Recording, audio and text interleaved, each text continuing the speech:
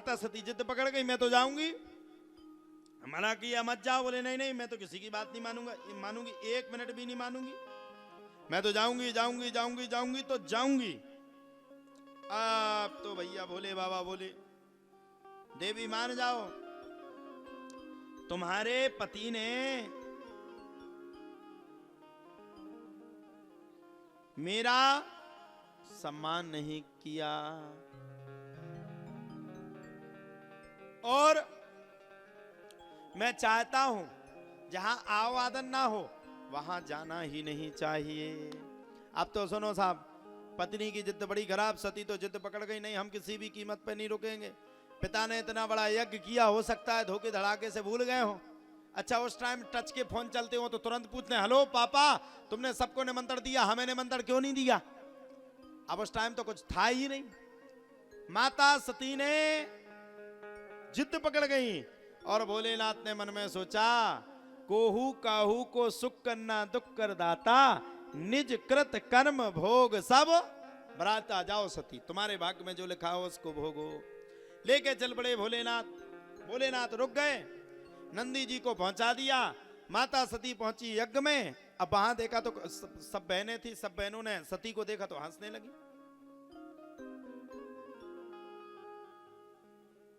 सब बहनों ने जब देखा, सब बहनों को जब सती ने देखा लाला, तो नेक वो हंसने लगी। माता सती को बड़ा बुरा लगा, यार हम पहुंचे हो हंसने लगे। अच्छा एक बात बताओ, सभी माताएं बैठी हो, तुम अपने मायके जाओ, तुम्हारी बहनें तुम्हें देख करके मुस्की लगा दें, बुरा लगेगा कि नहीं? लगेगा कि नहीं बताओ? लगे? फिर काहे जाती मायके? आज से कॉल खाओ को ना जे मायके। बताओ को ना जे, हाथ ठाड़े करके बताओ। बोले सुनो महाराज, बुलाओ ने हो बुलाओ, नहीं तो कल से बोरा वो छोड़ दे हम, लेकिन मायके सो जाए। अच्छा सबसे शिकायत है, सास थोड़ी भी बुरी। अच्छा एक बात बताओ, कौन कौन बहू अपनी सास को चाहती? भगवान के सामने सही हाथ खड़े करना, गड़बड़ की है तो संकट मोचन का है दरबार। कौन कौन चाहती है? हाथ खड़े करके बताओ। शर्म नहीं आती? 2-3 ने हाथ खड़े किए हैं, बाकी तो सब सोच रही सास वो तो मर जाए तो पूरे पिंड छूट जाए उससे। अच्छा हमें तो ये लगता कि तुम सब झूठ माट की रोती हो हैं। अब सुनिए, माता सती जिद पकड़ गई, चली गई, पहुंच गई, वहां पर आवादन नहीं मिला। आवादन नहीं मिला तो माता सती पहुंच गई, पहुंच करके बैठी, मां के पास पहुंच गई। मां के पास जैसे पहुंची, जैसे ही मां के पास माता सती पहुंची तो मां को देख करके माता सती विलाप करने लगी, विलाप करने लगी, रोने लगी। मैया सबका सम्मान हुआ लेकिन मेरा सम्मान नहीं हुआ। और माता सती अपने पिता से लड़ने लगी। जब पिता भी मुख से मुंह नहीं बोले तब तो माता सती को अत्यंत क्रोध आया और क्रोध की अवस्था में जाकर के माता सती ने वहीं पर आसन को लगा लिया, अपने नेत्रों को बंद कर लिया और नेत्रों को बंद करके माता सती सीधे अग्नि कुंड में कूद करके अपने प्राणों की आहुति दे चुकी। जैसे ही प्राणों की आहुति हुई वैसे ही नंदी इत्यादि जितने गण गए थे, भगवान भोलेनाथ के जो गण गए थे, उन सब ने लड़ाई करना शुरू कर दिया, आपस में युद्ध हो गया। देवता सब राजा दक्ष के साइड हो गए, सबने एक दूसरे को मारा। भोलेनाथ को पता था कि आज सती यहां पर नहीं रुकेगी, सती का आज अंतिम समय है। भोलेनाथ ध्यान में बैठे थे, इतने में भैया नंदी इत्यादि पट करके आ गए। भोलेनाथ को अत्यंत क्रोध आया और भोलेनाथ ने एक जटा को उखाड़ा और जटा को उखाड़ करके राक्षस को पैदा करके भोलेनाथ चल पड़े। पूरे यज्ञ को विध्वंस मचाने की प्रक्रिया शुरू कर दी। त्राही त्राही मच गया, त्राही त्राही आरत हरण। संपूर्ण पृथ्वी लोक में त्राही माम त्राही माम त्राही माम मच गया। पूरा यज्ञ विध्वंस होने की स्थिति में हो गया। भोलेनाथ को अत्यंत क्रोध आया और क्रोध में आकर के भोलेनाथ ने अपने त्रिशूल को घुमाया और त्रिशूल को घुमा करके सीधा राजा दक्ष के ऊपर प्रहार किया। और जैसे ही दक्ष के ऊपर प्रहार किया वैसे उसकी गर्दन धड़ से अलग होकर के नीचे पृथ्वी लोक पर गिर पड़ी। आप तो भोलेनाथ तांडव नृत्य करते हुए पूरी पृथ्वी को विध्वंस करने की मन में ठान लिए। जटाटवी गलज्जल प्रवाहि पावित स्थले गले वलम्बलम्बताम भजंग तुंग मालकाम डमड्डमड्डमन्निनाद वड्डमरवयम चकार चंड तांडवम तनोतु नः शिवासम। पूरी पृथ्वी लोक को विध्वंस करने की स्थिति में उतारू हो गए। पूरी पृथ्वी लोक में त्रिनेत्र चलाने लगे। पूरी पृथ्वी थर थर थर थर थर थर थर करते हुए कांपने उठी, कंपन हो चुका। सभी देवी देवता बड़े भयंकर परेशान, इतने परेशान इतने परेशान, सब दौड़ करके सीधे ब्रह्मा जी के पास पहुंच गए। लाला, और जैसे ही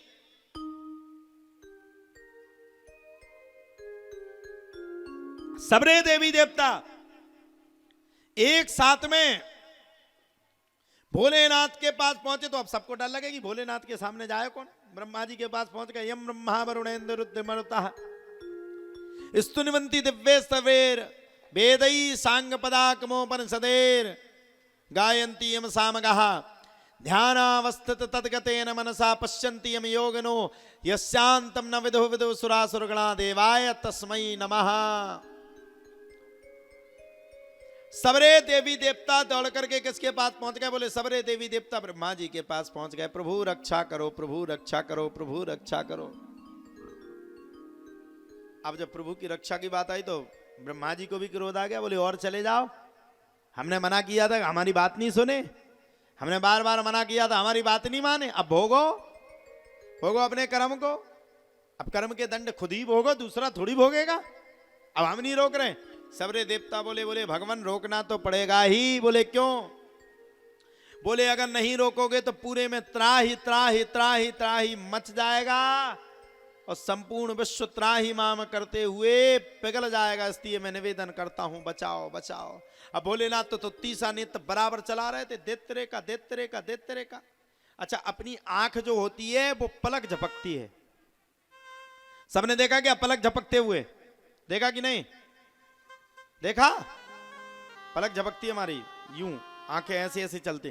भोलेनाथ की जैसी पलक झपकी वैसे ब्रह्मा जी सामने आ गए और सामने आकर के भोलेनाथ की स्तुति करने लगे।